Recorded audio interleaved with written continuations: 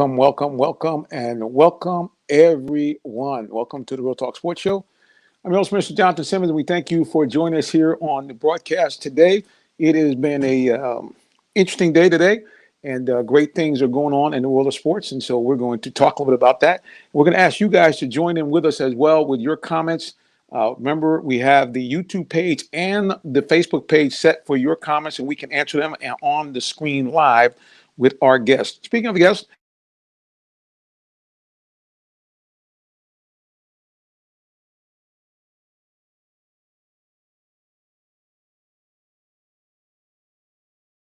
but we're having a little connection problem. Okay, here we are back again. All right, let's bring on one of the most beautiful ladies in terms of sports talk radio or TV. The lovely Miss Tree Dolman is in the building. Let's see if we can get her on. And there she is. Hey, Good, e- Jonathan. good evening, good evening, good evening. How are you? I'm doing all right. How are you doing? Well, we're doing pretty good. Thank the Lord. We got through another day. Got a chance to go down briefly and see a fundraiser that the Hawks are doing with Crown Royal. They're celebrating veterans, so it was great to go down there and kind of see them and see what's going on down there. So that was pretty cool. And of course, anytime we talk sports, when you have the Queen, we also have the champion, two-time Super Bowl champion, and he is also an inductee of the Fort Valley Sports Hall of Fame. The one and only Tyrone Poole is in the building. Tyrone Poole, sir, welcome back. Hello, everybody. How is everyone doing? How are you, Miss Tree? Can't get my words out tonight. How you doing, Miss Tree? How you doing, Minister? How's everybody doing? Who's watching and listening? It's an honor to be amongst great people. Hey, man, good to be with you guys again. Always excited to be on here on the Real Talk Sports Show because you never know, because it's called Real Talk Sports, what may happen on the show. So we're thankful for you guys. All right, ask you guys very quickly, what kind of was your weekend sensibilities? Tyrone, I know you kind of keep it close to the vest, but nevertheless, I'm going to let you go first. What did you do this weekend, sir? You know me, just same old, man. Nothing much to talk about. Just keeping one foot in front of the other and falling forward. So it's the everyday grind for me. There you go. Well, that's a good thing. All right, Miss Tree Dolman, let's see if we can get her on here. Tree, how was your weekend and what did you do? My weekend was all right. I just pretty much relaxed this weekend, so didn't do much. But of course, I watched the Pro Bowl stuff. Yeah, the Pro Bowl was kind of interesting. I'm Tyrone. It seems like it's now got to a point where it's almost like touch football. To me, that's what it seems like. It's just like everybody trying to tackle anybody. It just seemed like, hey, we don't want to get hurt. We're just out here to get, enjoy this festivities with our family and go home. Yeah, I don't even watch it, to be honest with you. I didn't even watch the Pro Bowl. So you probably could tell me more about it than I did not watch it. Well, it's funny because, me being the OG of the house, back in the day, there used to be actually kind of a little bit of a rivalry. We weren't that far past the breaking up the AFL, NFL. A lot of people said, what? Who are you talking about, preacher? Yes, that's right, guys. At one point, there was a National Football League, an American Football League. Put in Google, and they merged in 1970. That's right. That's when your daddies was born. I get a lot of you guys watching this. I get it. And at that time, some of those games were actually very entertaining. I remember the Juice, O.J. Simpson. I think he was the first guy to rush for 100 yards in the game. I mean, they were playing for real, for real. I mean, it was like, hey, we trying to beat these guys out. And, of course, they moved away from that, fearing from player injuries and so forth. They've dialed it back to now really it's almost they're going to have to consider either not having the game or coming up with something else because really, like you said, you really can't watch it, even though Tree did. Well, why not have the game? I don't get that. It's a fun game for the fans. And yes, it's touch football because they don't want any injuries, which to me is smart. So it's just a fun game for the fans. Yeah, I guess so. I mean, I guess you obviously don't want to see anybody get hurt in the game. There have been a couple of times, I think, in the Pro Bowl where guys have actually gotten hurt. But for the most part, I don't know. I guess because we're thinking we're going to watch a football game with the very best players in the league, you think you're going to see few more highlights. And I know the NBA has gotten like that too. It's just like guys run up and down and doing alley oops. So I don't know. I mean, it's just I guess I missed the competitive nature of the games. And like I said, even back in the day, guys weren't trying to hurt anybody, but you were tackling for real. I mean, you couldn't do that. Matter of fact, I think Tyrone, it took them several years where they had to take out blitzing. They told hey, you can't do that. But they were actually playing like a regular game. So that's why I think I missed the competitive nature of it. But I guess it is fun for the fans. And then on, So and then on Yeah, top, it's oh, fun for the fans, and then I'll stop talking shortly because I know Tyrone probably wants to say something too. But the players also don't want to get injured. Like a lot of people fail to realize what football does to these men's bodies. Like it's serious and it's not good. So I understand that they get voted by the fans and they get to go and play for fun, and each person gets money and they raise a lot of money for different charities, but it's just a fun event. So no one should be expecting a real football game because everybody knows now that that is not going to happen at the Pro Bowl. It's just fun. yeah, really, to be honest with you, this is my take on it. This is my square up, square biz. Um, it's a popularity event. It's basically autograph opportunity for the fans, and actually an opportunity for the players to take their family. Okay, they're to on a vacation. Really, there's no football. Let's be honest with you. The second thing is, it's just me talking. I love the fans, but I think the fans should not be involved in voting. I really don't. I'm like, if you truly want to know who's the best, which the Pro Bowl is supposed to be the best of the best, right? Really, it's not. It's a popularity contest. Okay, but if you truly want to know who's the best, go and look who made All Pro. Look who made All Pro. Those guys are voted by coaches and the media. Okay, the fans, they're gonna have their fan favorite. So if one guy has more fans than the other, then they're gonna all vote. It's like politics. Who did we vote for last year? Oh, we voted for Johnson. We're gonna vote for Johnson again. So it's not really the person that actually plays the best season. They're supposed to go to the Pro Bowl. But it's not like that. It's popularity contest. So that's why I say, Pro Bowl, but the all pro. There are guys who go to the Pro Bowl, but they do not make that all pro team. Only the best make that all pro team. And those are the guys that I look at and try to say, hey, man, they should let them guys play. But anyways, yeah, don't nobody want to get hurt. Pro Bowl is just let's let the fans get some autographs and let the players just have fun. And you only play cover 1 and play cover 3. There's no scheming. So where's the football? no blitzing, none of that. Exactly. No blitzing at all. You can't do that. Well, like I said, I mean, it is an opportunity, and especially for guys like you think of a guy, our hometown guy here, Kyle Pitts. What a thrill it was for him to be out there, playing against some of the guys that I'm sure he looks up to, and being able to do that his rookie year. So yeah, it's got to be a lot of fun for those younger players. And now, I think that when you have a family, it might be a little bit expensive for the player. How much they pay, Tyrone? Do you remember how much they pay for the Pro Bowl? It goes up every year. It's just like the Super Bowl. Okay. Up every year. Yeah, it depends on the guys that win. The winning team, I think they all took home, I think 80,000 a piece, and the losing team, I can't remember how much they took home, but they had different amounts for. You got points if you got a interception, or you got more points that went to money. I'm sorry, not points, but you got money like for each touchdown and things like that. So there's not just a one base salary.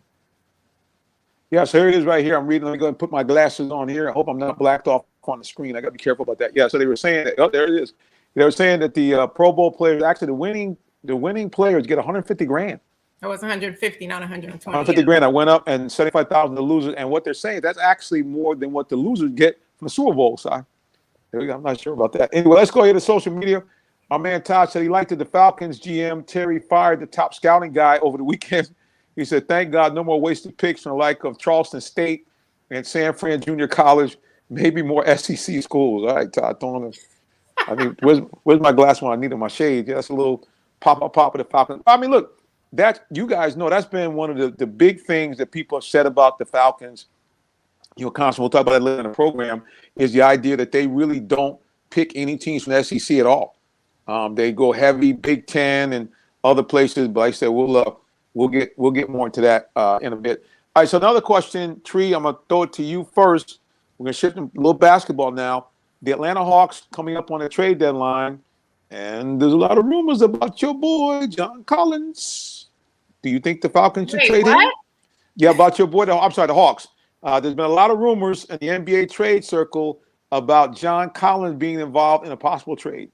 Are you serious? I have not heard that. Where have I been?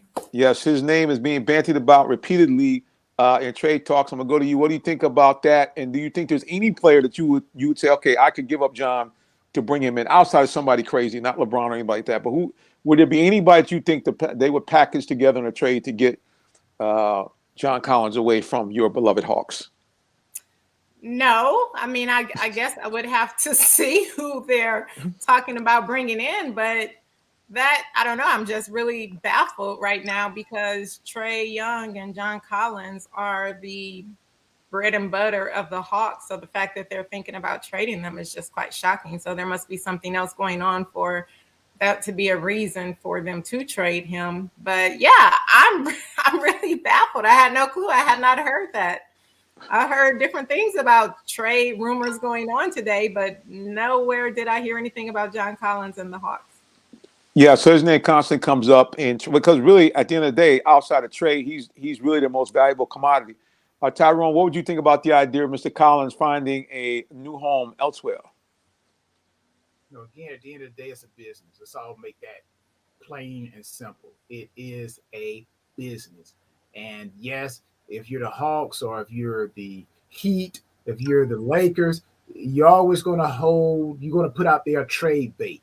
You're always open to see what is available. So if I'm a GM, my job is to make the team better, not only presently, but down the road. Sometimes you can have a guy who makes the team better right now, but these GMs and people who run the front office, you know they're going to do whatever it is to make the team better, to save their jobs, to keep their jobs. So it's a business. It's a business. As a player, you just got to roll with the punches, and you just got to make yourself so valuable. That's why I think it's important to do stuff in the community. Sometimes you can do things in the community where teams would not trade you, but they would keep you around, a la Darryl Green. Darryl Green in Washington. I'm like, Darryl was doing so much in the community. I'm like, even if they want to get rid of Darryl, I'm like, you know what, we can't get rid of this guy because he has too much of an impact on the community. But at the end of the day, let's not forget, it is a business. Not a fan favorite, but a business. Yeah, I certainly understand that. I think the problem I have here with first of all, his name is constantly bandied about. Even last year we were talking about this. Um, I just think a situation where the guy is not used properly. That just what it seems like to me. I mean, a lot of times I watch the way they play. They don't move the ball around. Certainly since they've gotten Clint Capella, a lot of those alley-oop dunks and those pick and rolls go to Clint. They don't go to John like they used to. And they just, if you watch them, the reason why they played poorly is they really have stretches of time where they just do a lot of one-man dribbling. They don't move the ball crisply around. And I think that the other problem is that Collins has stated this a couple of times. And even he's come out in interviews and said, hey, I want to make this clear. He said, do Trey and I have a lot of synergy as far as we both kind of built this thing together and we want to win and we're two young guys making it happen. He said, but it's not like we're like bosom buddies.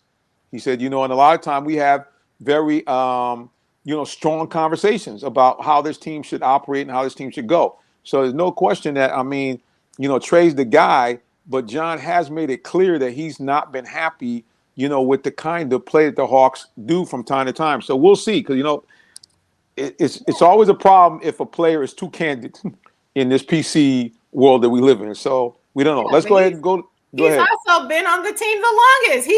He's the longest Hawk that's been on the team. So he's a veteran in that sense. He's the only one that's been here the longest out of every single Atlanta Hawk. So I can understand why he has so much to say because he was here before all of them. Yeah, that's true. But and I like I said, I don't get it. I mean, here's a guy that, and when you look at this man's background, Tyrone, you talked about the community. Here's a guy that's a stand-up guy, son of two military parents, always has been willing to talk to the media, regardless of whether he had a good game, bad game. He's always been willing to stand up and say whatever is, no PC speak. If the team played poorly, if he played poorly, he says it.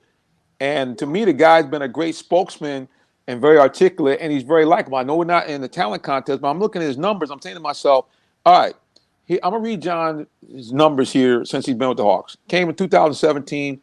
As a rookie, he averaged 10.5 points and 7.3 points per game. Since that time period, at no year has he averaged less than 17 points, and at no year has he averaged less than 7 rebounds. He was 19.5 and 9.8 his second year. Third year, best year overall, 21.6 points a game, 10 rebounds a game in the COVID-shortened season. 17.6, 7.4 last year, and once again, 17 points a game, 8 rebounds a game this year. So I'm trying to think to myself, I mean, where are you going to find another guy that's going to give you those kind of stats with that age? And he just signed a contract, 5 years, $125 million. So I'm not sure. Yeah. Tyrone, your thoughts about – okay, go ahead, Tree.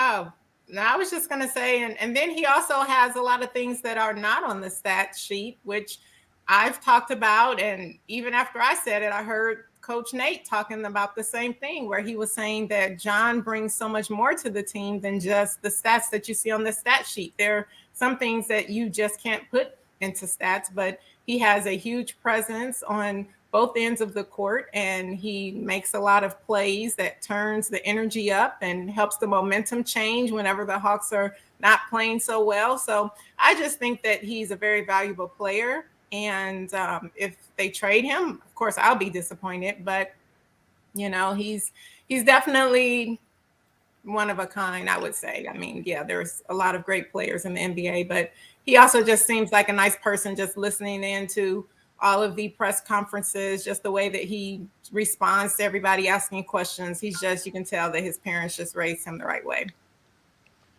Tyrone, I know you said it's a business. Any more thoughts about the skill set he brings to the table? Is that something that, you know, is valuable in addition to what he's doing off the court and his likability, so to speak? Well, just looking at his stats, you know, the guy is consistent, you know, points based off of his career. You look at what he's doing thus far. I believe we're like 48 games into the season, and you know he's consistent. He's actually shooting higher than his career. You know, his field goal percentage is right below what his career numbers are. So the guy is consistent. But at the end of the day, let's not change it. Let's not, you know, get it out of our heads. It is a business, and yes, you got to have the Batman. But then you're trying to figure out who's the next guy that we can use to bring in other guys. It's almost like when you go back, you think about that show called Moneyball. Moneyball, okay? That is very true. That's how sports is. It ain't about who's the favorite, who the fans can love all day long, but these owners are trying to plan for right now and for the future. So we got our Batman. Now, who else can we use to try to trade so we can bring in other players and save money but still build a future? That's how the game is played. So fan favorite, yeah, that's cool, but that's the nature of the beast, man. Yep. Yeah, it's about that money, and you know, obviously they want to win championships. So, like I said, you know, there's definitely some missing synergy from what they used to have before they brought in Clint Capella, and now Okongwu doing the same thing. So we'll see what happens. All right, let's go to one more comment from social media, then we'll take a break. Let's go here. Todd says, what we saw this weekend, the new Larry Bird came in and beat the Hawks. We all look back at that trade. Everybody keeps talking about this. They're going to talk about it because those two guys were kind of drafted together, Luka Doncic versus Trey. The only thing I can say, Todd, is this. I mean, I was kind of in that camp because, to me, Doncic as a big man, it's kind of easier for him to get his shots. He doesn't have to work as hard, so I'm thinking longevity-wise, it might do a lot for his career. But I got to tell you something. I saw something from Trae Young last year in the playoffs. I saw some Isaiah Thomas in him. That guy, he's a little babyface assassin. And I think that he loves the spotlight. He thrives off it. And every time they seem to have a big game against big competition, he plays top shelf. So I think that the trade is pretty even. It would have been even more even had Cam Reddish been able to stay here and do what he did, because people forget that was part of the deal. It was Trey, it was Doncic, plus another first-round draft pick, what turned out to be our guy who is now gone. All right, guys, we want to take a little quick break. You're watching the Real Talk Sports Show. We'll be back with more in just a moment. Please don't go anywhere. Thank you so much. Thank you, and thank you. Are you in the market for a new vehicle? Well, check out Allen Vigil Ford Lincoln in Morrow, Georgia.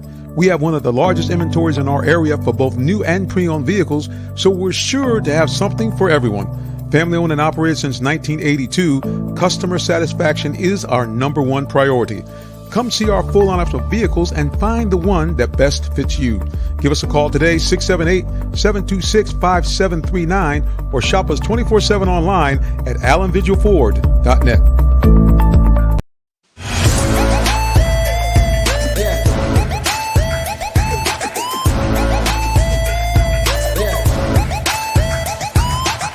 This is OJ Howard with Real Talk Sports.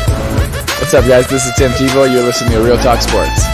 This is Charles Woodson. Let me grab the mic. You ready? This is Charles Woodson with Real Talk Sports. Hey, it's your boy JB Smooth with Real Talk Sports.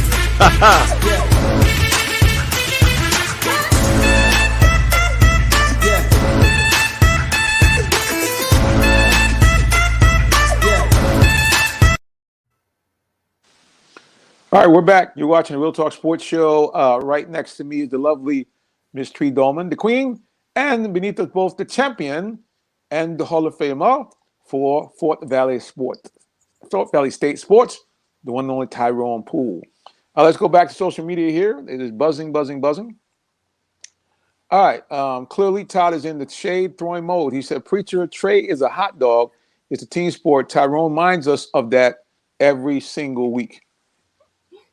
Not a hot dog. I don't get it. At the end of the day, it's like this. Does Trey dribble too much from time to time? He does. Does he not move the ball around to keep things moving? He does. But the realities are the guy, I mean, he has had games where he scored 40 points and then dished out double digits assists. That's not, I mean, you can't just be a ball hog or a hot dog and be able to get the ball to your teammates to make assists. So, Tyrone laughing. All right, Tyrone, go ahead. I know you're going to say something. I ain't got nothing to say. Some things don't need to be responded to, but I'll say this about Trey. Now, Trey, he's the Batman of the team, right? So if Trey doesn't want John Collins to go nowhere, John Collins will not go nowhere. That's one thing right. I do understand. When you're the superstar of the team, if you don't want John Collins to go nowhere, he won't go nowhere. If Peyton Manning didn't, we saw Tom Brady did it. You know, hey, I need this, I need that. Tom is a superstar on the team. He's the Batman. All right, go get him what he needs. So really, if the Hawks are considering trading John Collins and Trey, this is where he has to grow up and he has to be that veteran leader. He has to be that superstar. He has to walk in that front office and say, hey, no, you guys do not trade John. Do not trade. But if there's beef between them, then, you know, Trey gonna be like, whatever. So this is where Trey has to understand the power that he has, and he can actually pull or say what he needs to say to keep John in Atlanta, if that is true, and if the Hawks are trying to trade John. My man Tyrone says, my man Todd says, come on, Tyrone, they won championships. Talking about those teams you mentioned, Hawks ain't won. Well, see, this is the problem with elevated expectations. Okay, Hawk team last year makes a run. Injuries, maybe a couple plays either way, they could have went to the NBA Finals. They come out smelling themselves this year. Tyrone talked about this. Hey, man, the team has to still remain hungry. They don't remain hungry. Now everybody wants to now just tear everything up. Oh, they're no good. This is the same team, guys. And when the Hawks are on their game, we saw against Dallas to open up the season. We saw against the Lakers last week. I know they didn't have LeBron. We saw it against the team that had the best record in the league, the Phoenix Suns. Hawks came out and played their A game. Guess what? They won. This team just has to be more consistent playing their A game. They have to be more consistent in playing team ball. If they do that, the Hawks are as good as anybody. So this idea about, well, they ain't won. I mean, it took Peyton a while to win. He didn't just come out his rookie year and win title. What would it take? It was like he came to the league in 1998 and they won the title. When 2005, Tyrone? No, actually, it might have been like they played against the Saints. Wasn't the Saints? No, the Bears. They beat the Bears. Right. That was 05. Yeah, it's like was it 07, 07, 06? Might be 07. Let's see. Colts Super Bowl wins. Okay. Might have been yeah, 06. I think it was 07, 06. I think it was probably 06 after the 2005 season. I think they won it. I think. But the bottom line is Peyton got in the league in 1998. So it wasn't like he came out in his first or second year and won the Super Bowl. So this idea, Todd, that, you can expect this team to all of a sudden win just like that is wrong. And they're just finally got pieces together. So I think everybody needs to pump the brakes. Don't be trying to trade anybody. Let's just go ahead and see what we got with this team. If you want to bring in a veteran presence or something like that, maybe. But that's it. Go ahead, Tyrone. Here's the key as well. This is what I've learned. Potential. The Hawks have the potential to win. We all agree with that. We've all heard Coach Nate McMillan say it took him a little while. He wanted to see if the team was going to recognize it, but he had to come out and say, hey, we need to play with more fire.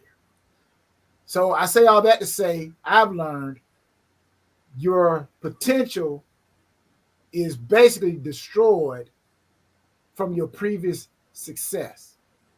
So the teams that can learn how to not let the potential of what they can be distorted by their previous success. That's why you see coaches come in, and whether it's on Sunday, Monday, the reporters ask them, okay, what do you guys think about such and such, such and such? We moving on.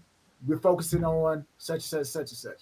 You got to be able to put behind your previous success and look forward for the next goal. But when you living in the past, you lose sight of the future, and then you start to lose. It's just like drifting off. If you take your eyes off the road and you take your hands off the steering wheel of your car is going to gradually go to the left or to the right.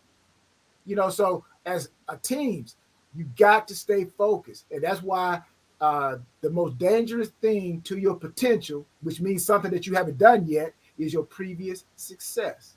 So that's why you hear coaches say, hey, we're moving on from here. We're focusing on, we're not going to sit here and parlay. Yes, we won, but we're going to celebrate tonight, come back tomorrow, and we focus for next week. Yeah, it's tough stuff. Tree, your thoughts? I just, like I say, I just feel that the Hawks, they have their good runs, and then sometimes they don't. But I mean, they went on a 7-game winning streak, and they lost the last 2. And so we're currently in the spot right now where we can play for the play-in, and they just need to. They're 4 games out of the 9th place, and they just have to start getting some wins, 1 game at a time. That's all they can do is just play 1 game at a time. They can't look far ahead. They just have to go out there and focus and play great defense, because with the Hawks team, it's very clear that when they're playing great defense and making great plays on defense, then it transforms into offensive points. And I think that that's just a good key. And then again, we all see that when they're having fun and playing together, they always play better. So I like when Trey is, giving us the shimmy and doing all of those things, because they typically do play better as a team, and it gets them all picked up and they go out there and they win basketball games. And so I think we just need to see more of those. And I think we will start seeing some more wins. Yeah, you got to play loose. Like in golf, one of the things they always tell you all the time, the tension kills speed and power. Can't be tense. And Tyrone, the same thing. If you go out there and you got too many things going on in your head, nothing good's gonna happen, buddy.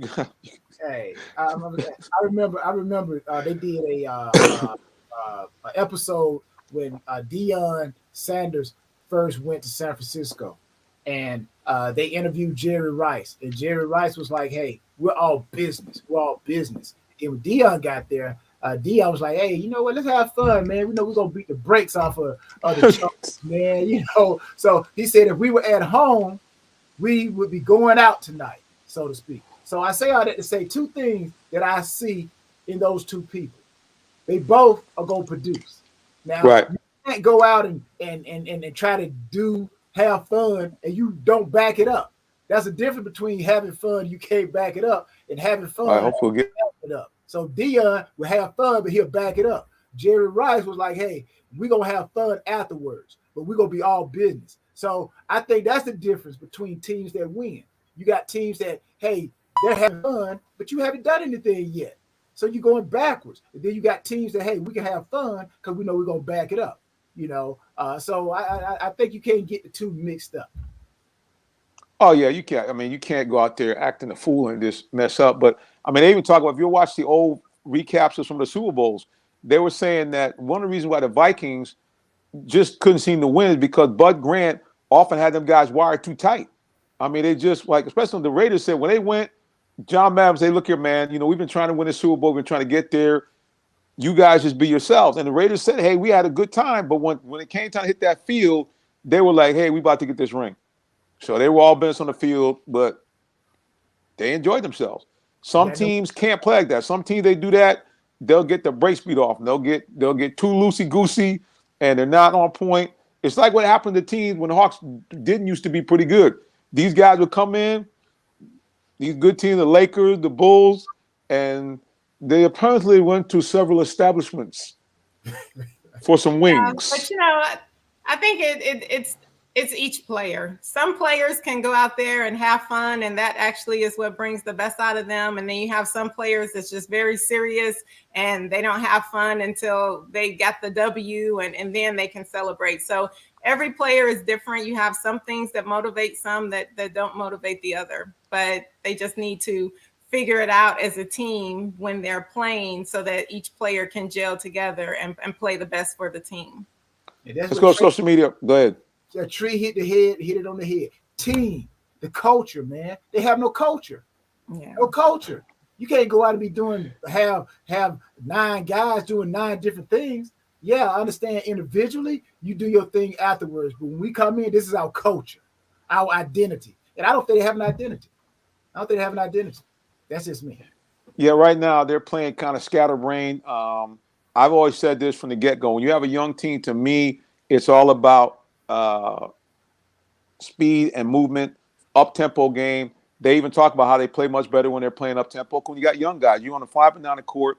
You want to actually, even on defense, you want to play some pressure defense. I'm not necessarily saying going back to the Nola Richardson 40 minutes of hell, but I'm saying you want that pressure. Tree, you know how it is. I mean, that when a team is constantly pressuring you, when you get to about that third quarter, man, you're like, hey, coach, I got to sub out because you're gassed. I mean, it's just like Tyrone, you talked about that. A lot of times when teams get big leads, they can't hold them because now all of a sudden, if your team is not scoring on offense, you're back on defense, and all you're doing is chasing the quarterback around. Well, at some point, you're going to get gassed. Let's go back to social media here. Our good buddy from D&K, H.C. Hardy, said there needs to be a veteran presence, but more so someone to step up as a leader and hold everyone accountable. That's what separates a good player from becoming great. And he said this is a challenge of a coach coaching a millennial athlete. Oh. That is so true, H.C. Hardy. I mean, well said. So very true. Still, bottom line, it comes down to a culture. It comes down to an identity. Even young people will get in line when they know what the rules are.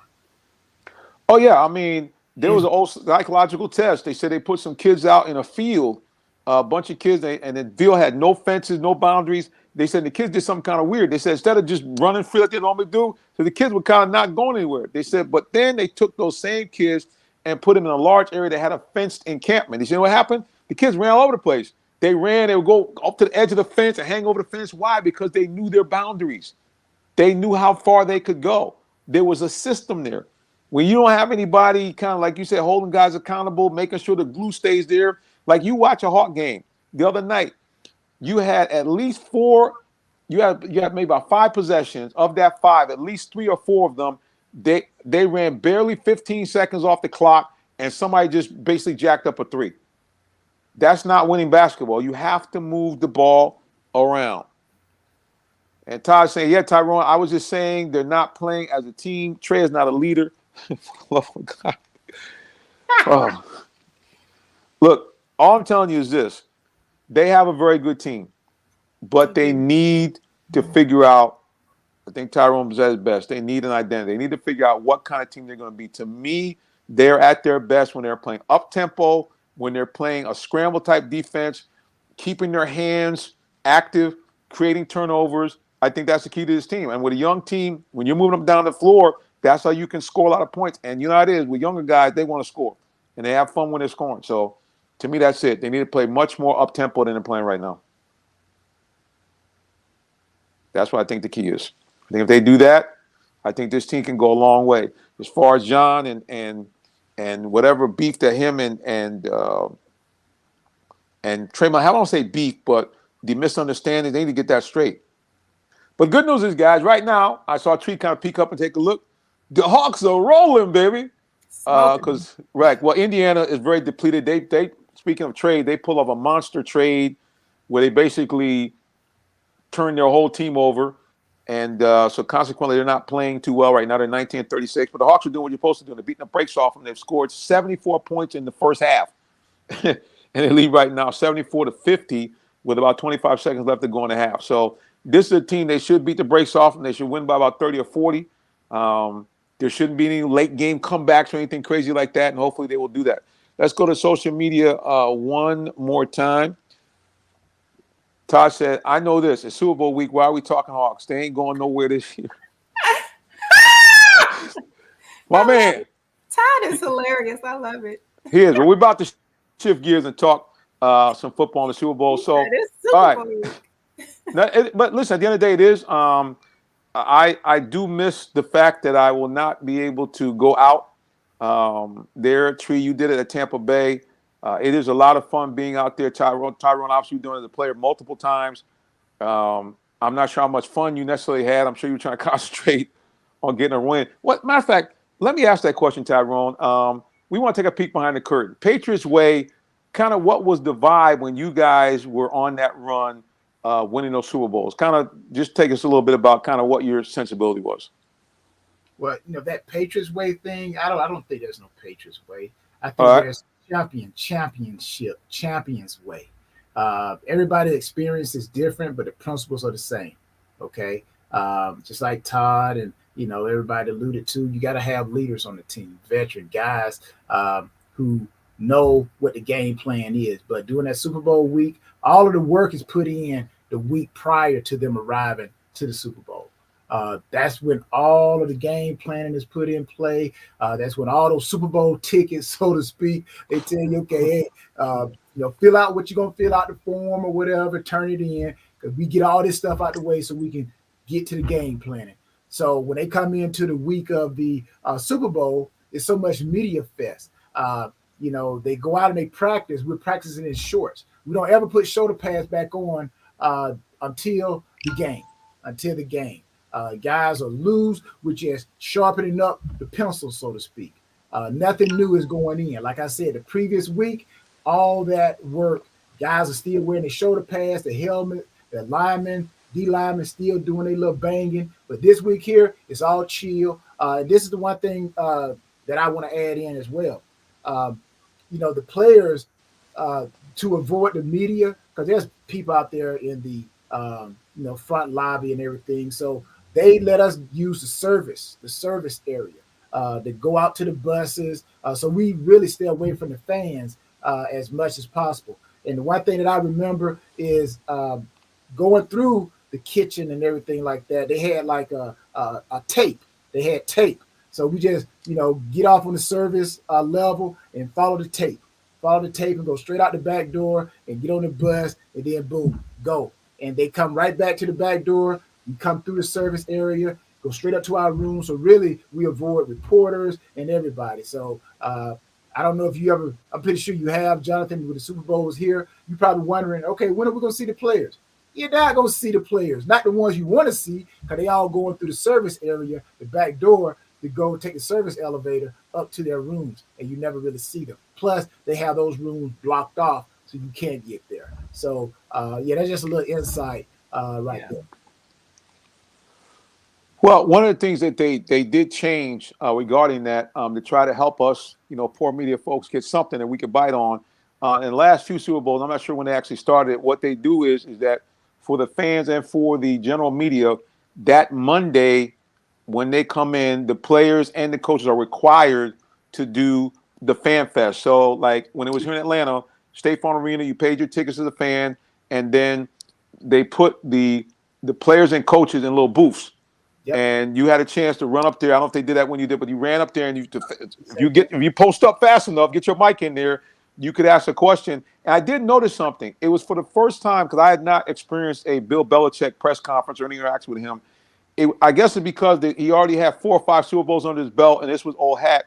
I was shocked at how funny and relaxed he was during the little thing at the booths. I mean, he's cracking jokes, and I was like, okay, so he got a little sense of humor to himself. So that's the one thing I did like that the NFL did, is that Monday, like you said, to get it out of the way quick The players were made available to the media, and then after practice, very similar to what you do in a regular season, they did give you limited availability to the players as well. Where the same thing, they took the top, I think, 3 players on offense, top 3 players on defense, the coach, and they allowed you to kind of have your session. It lasted for about an hour, hour and a half, and they did that twice during the week. So that's one of the things I think they had to do to kind of, let us press people get some. Like you said, guys be in the wind. You couldn't get nothing. Like, hey, ho, and gone. So at least you had those kind of opportunities. Yeah, but like you said, that hasn't changed. My point is, after media day, how much access did you have to the players other than practice? You did.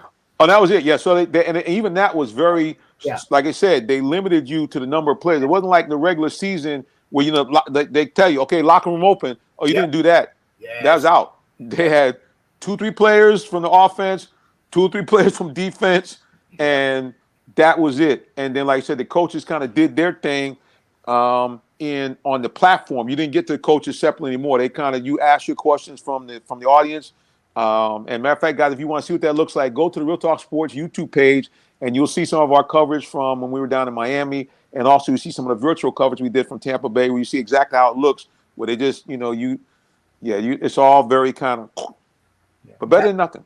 I can't say this now. You do have an opportunity to interview some of them guys who don't get an opportunity to get interviewed because, like you said, guys have booth.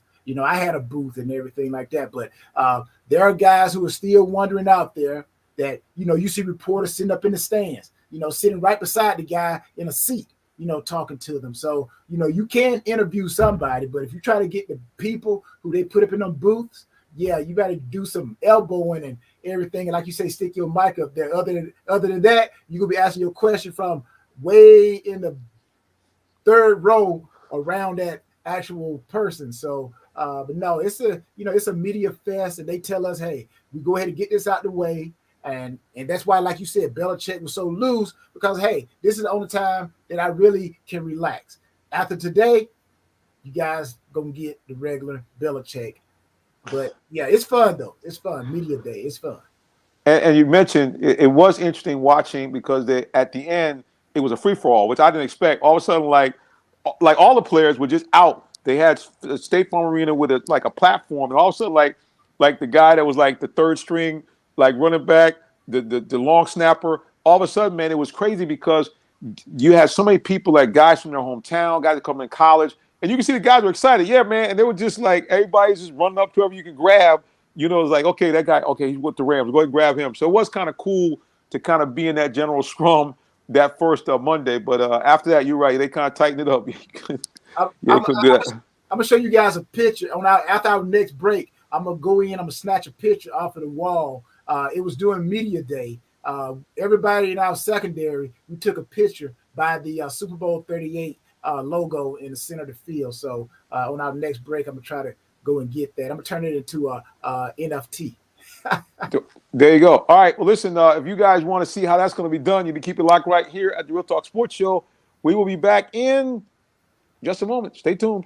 Did you know that Allen Vigil Ford in Morrow, Georgia also has Lincoln? Over 35 years of using the Vigil Touch to provide excellent customer service, works hand in hand with the Lincoln Motor Company to provide a luxurious and seamless way to acquire your next luxury vehicle. Lincoln has an array of full-service complimentary owner benefits.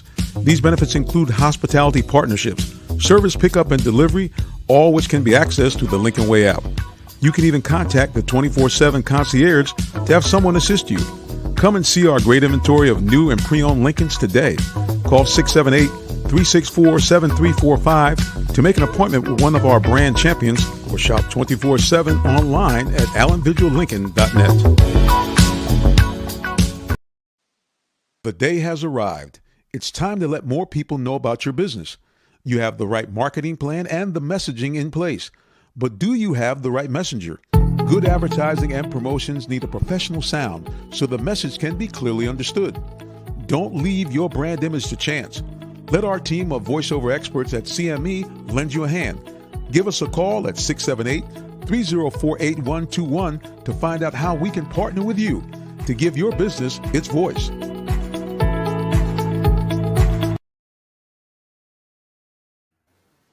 And we are back. Final segment here of the Real Talk Sports Show. Thank you all for joining us here. Of course, right next to me is the queen herself, Tree Dolman, and the champion, Tyrone Poole. And Tyrone says he got some memorabilia to show us. I'm gonna kind of zoom in on Tyrone so you guys hopefully can see it. Okay, Tyrone, what you got? I'm about to turn this into an NFT, but that's us before Super Bowl 38. I don't know if you guys said, I know it's kind of glaring, but you got Eric Mangini, who's our secondary coach, and you see all the guys in the secondary. So we took our picture right over the logo. We stood on the logo. So I love that. You got Josh McDaniels now, who's about to be the head coach for the Oakland Raiders. And Eric Mangini, of course, he was the head coach for the Jets at one time. You got Asante, who played in Atlanta. So Rodney, when Rodney had that ball head when he first got to New England. But yeah, so you guys can see that. But yeah, that was our secondary, man. That was our secondary. So that was fun. So yeah. So that's memories, man.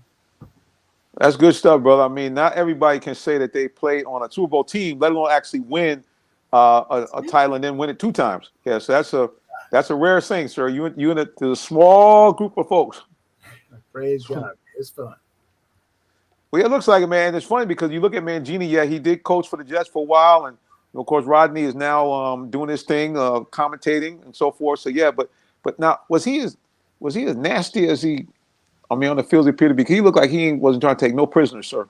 No, Yeah, Rodney was a good dude, man. Good dude, full of energy. He's that guy like talking about the Hawks. The Hawks need that guy who's going to, like, you can go to that person when the team is down. He'll like pick everybody up just with his play. And that's how Rodney was, man. Rodney and Junior Seau, God rest his spirit. But yeah, they were like that in San Diego. They played with all that energy, man. You couldn't help but to try to match their energy. And of course, Ty Law and all that stuff. So Eugene Wilson. So yeah, we had a pretty good team. But no, Rodney was a good dude, real good player, hard player. Tree, what do you think about? First of all, I know you really got a kick out of that poster. Wasn't that pretty cool?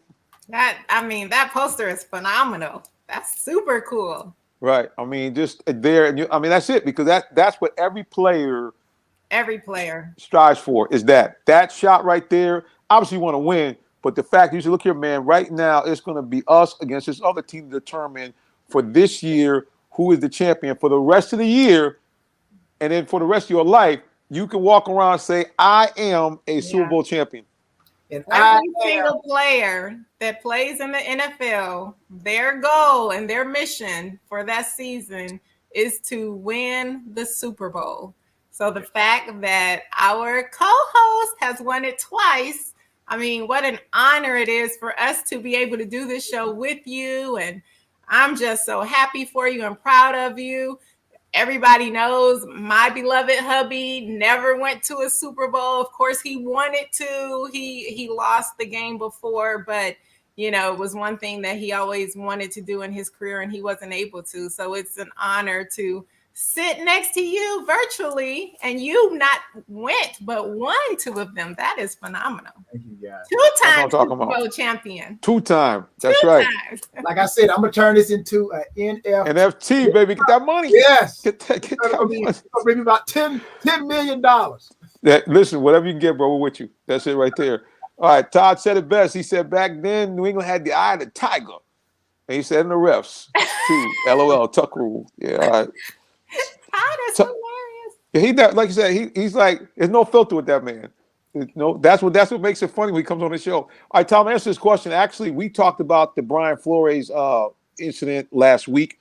We kind of went over that. Sorry, you must have to go back to the tape. I know last week was kind of skippy with my bad internet here, but yeah, we talked a lot about that. It's just the realities is that change is often difficult, and we are seeing some change. I think that this situation is going to hopefully make it happen a little bit faster. But you guys got to keep it real, man. I mean, you want to get the best guys in there. It can't be a good old boy network. It can't be because, hey, this is so-and-so's son, or even the quote-unquote coaching tree. I get all that stuff, but at the end of the day, you still have to have the players. Everybody's talking about now Shanahan's coaching tree and Sean McVay's coaching tree. The realities are, like you said, the Rams team is stacked. I mean, it's not like these. It's not like McVay is coaching the Falcons. Okay, where you got one Pro Bowler, actually two, the long snapper and a rookie tight end.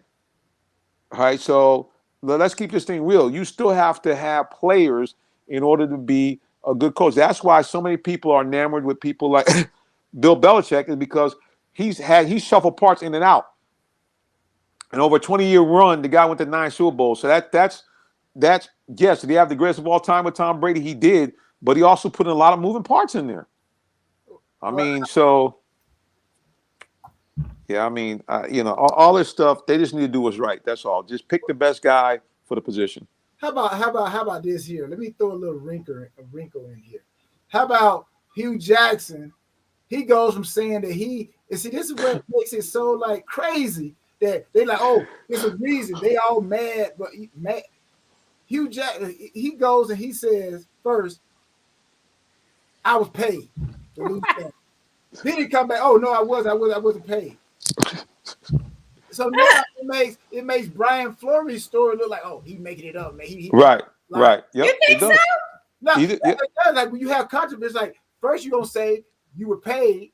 So it's almost like a false story comes out, and then the real story, it's like, okay, oh, somebody lying. So, of course, you're going to do the investigation, and I'm pretty sure the owner, he ain't going to be like red-handed that he was paying him, but I'm pretty sure you can like look through and find out, okay, you had a great sum of cash coming in at this time. Why did you get that cash? But it's not going to be written, you lost games. But what Hugh said was like crazy. And then you got Lovie Smith, who says, I didn't know I was a candidate.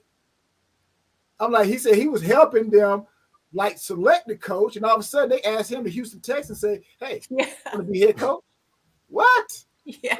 So it's like, to me, and I heard somebody say this, I don't know, like I said, I'm just hearing stuff. I'm kind of like Todd sometimes. I'm hearing stuff. But the NFL, the Washington football team, or the Washington Commanders, this was a smoke screen, so to speak. Let's rev it up over here. So really, we can hide what's kind of happening over here a little. Get everybody focused on this over here while we deal with this over here.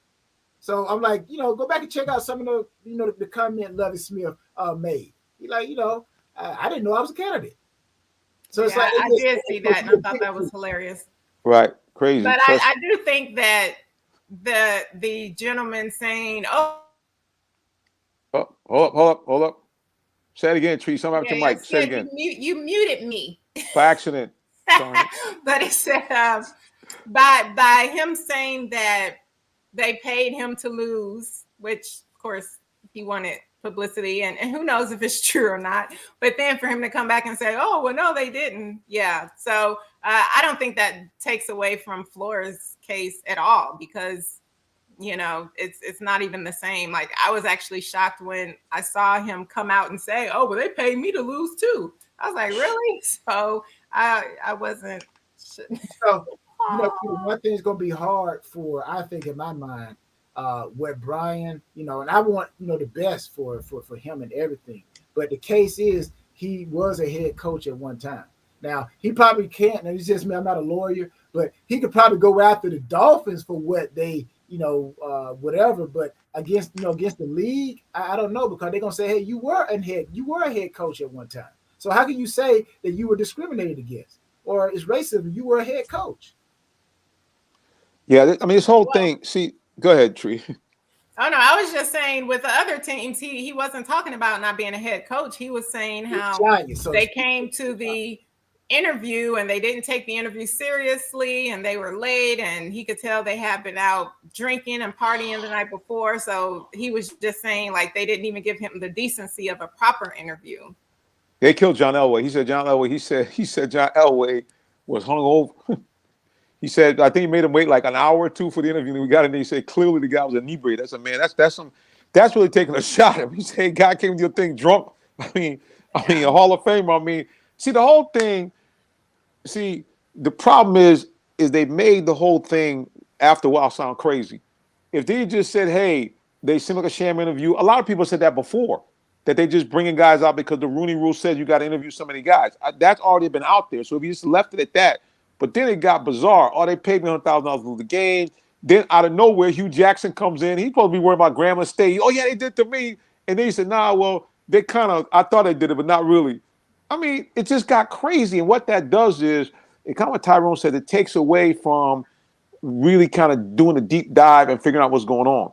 It just like the whole thing is just crazy. I mean, they just got to do better. Okay, one last thing from Todd, because he's going wild over. He said, I don't know Brian. He looks angry all the time to me. And yes, he was a coach. He got the job. Brian comes off as a disgruntled, forced employee. What? Okay, I'm not sure what it means by that. But anyway, we're not going to solve this today. Our man D.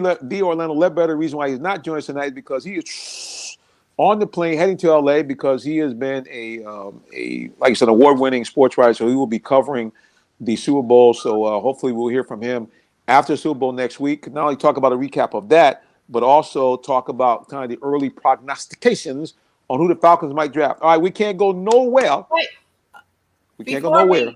Before we do that, are we wrapping up? Yep, but we can't go nowhere. We can't go anywhere until Tyrone, our secretary, writes down who's going to win the Super Bowl. We have to make our picks. Okay. And after that, I'll say what I want to say. All right. Well, first, get your pick out there, Miss Tree Dolman. Okay. I'm going with Matthew Stafford and the Rams. Hello. You know why? Because he played for Detroit. Okay, I'm gonna leave that alone. All right, Tyrone. You know what? I don't really, to be honest with you, I'm still torn. I'm like even right now. I'm like, Cincinnati, man. I think, they got a good running game going. They can throw the ball. I know that the Rams are going to probably put Jalen Ramsey on Jamar Chase, but you know what? Jalen Ramsey has shown that he can give us some passes. So that don't really mean nothing. Like I tell people, shut down retired when Deion Sanders retired. You got a lot of good corners, but when Deion retired, shut down left with him. So, but I do think Cincinnati can beat the Rams. Matthew Stafford, I don't know, can he put the team on his shoulders? If they take away Cooper Kupp, Odell Beckham, you got to step up. I don't really think the Rams got too much of a good running game. So I don't know. It's going to me, I'm still even. I'm still even right now. I might be even until but you can't be even. You got to pick one. Hey, this is Las Vegas. Las Vegas, hey, I'm calling it even until I hear the final. All right. Okay, Tyrone, so you're not picking. Tyrone, I love you, brother, but you can't skate out like this. You got to make a pick because we got to go on record. Even when I didn't want to say what I thought the Falcons record was going to be in the beginning, because I was like, no, I need more information. And Jonathan was like, no, you got to pick. So that's why I said 7. Right. Tyrone, you can't skate, bro. Come on. You know what? Pick. Sean McVay is from Marietta. So on that account, I eliminate myself because I don't want to pick against him. I don't want to pick for him. No. That's not going to work, bro. That's not going to work. I pick myself. No, that's not gonna work. I tell you what you're going to do. This, okay? Picking. Who you picking, Jonathan? Hang on a second. If you can't pick, you know what I'm gonna do? I'm gonna bring a family member in and get one of your family members. They can vote for you in proxy. But you ain't escaping out of here with a pick, bro. We need a pick.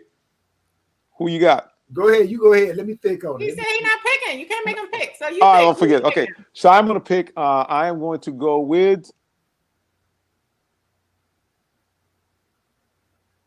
the Bengals, only because we have to have somebody. We can't all pick the same team. So I'll go with the Bengals. I'll go with Broadway Joe, number 2, to go ahead and bring the big upset over the Rams. Okay. Well, what I want to say is we know that it's Super Bowl week, and I am sitting this one out, but I am so excited. I'm a proud member of Off the Field Players Wives Association. Yes. And this is the most famous year of our organization, where we put on our Super Bowl fashion show that features models and players' wives and even some players. And I am so happy to say that we have sold out for our fashion show this year. And this year, the proceeds of the fashion show will be going to support Holly Robinson Peete and her foundation. And so kudos, hands off to all of my fellow members and players, Off the Field Players Wives Association. It's going to be a great fashion show. And like I said, I'm sitting this one out, but I'm so happy we sold out and looking forward to next year's event. Okay, we'll be looking for some type of recap from you next week about how it went. So I'm relying on you. Give us some stuff and some recap. All right, we guys. I can't believe it's already 9 o'clock. We go around here. We're gonna do this really quickly here. Social media one more time. ACR says he's going with the former Falcon coach and assistants Les Snead and Raheem Morris. And then, McVay was 2003 High School Player of the Year, beat Calvin Johnson when he was at Sandy Creek. So you can see why also Mr. Tyrone Poole said, no, I'm not going to go against the hometown. All right, speaking of Tyrone Poole, you know how we like to do it. The floor is yours. Yeah, thank you, Minister. Thank you, Tree. Thank everybody watching and listening. Tyrone Poole, 38, all social media. So I am going to go with the Rams, but it's going to be close, man. So Cincinnati, Joe Cool. If the stage doesn't get too big for him, I think Cincinnati will pull the upset. But I got to go with the Rams. They've been there before, so hopefully. And then they're playing at home, so they don't want to lose that. There you go. Made a pick. Tyrone Poole makes the pick. All right, sir. Until next week. God bless. All right, you guys, take it easy.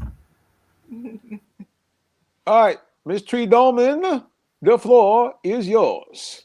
Hello, everyone. You can find me on all social media at It's Latresa, as well as Miss America International 2021. Yay! Oh, yeah, boys, we fixed it.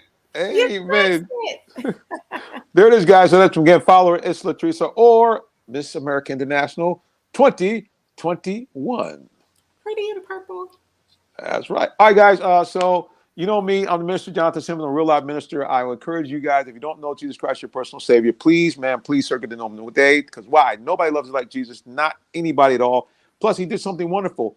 He died and rose from the dead for your sins, so that now you can have two great things happening. You can be when you believe and confess him, you can, number one, become a citizen of the kingdom of heaven, and number two, an adopted child of God with all the rights therein. That means you can now go to God in prayer, ask for everything that you need or desire, and according to his will, he will give it to you. And when you die, you get to go to heaven, the greatest place ever created and made, and you escape that nasty place called hell.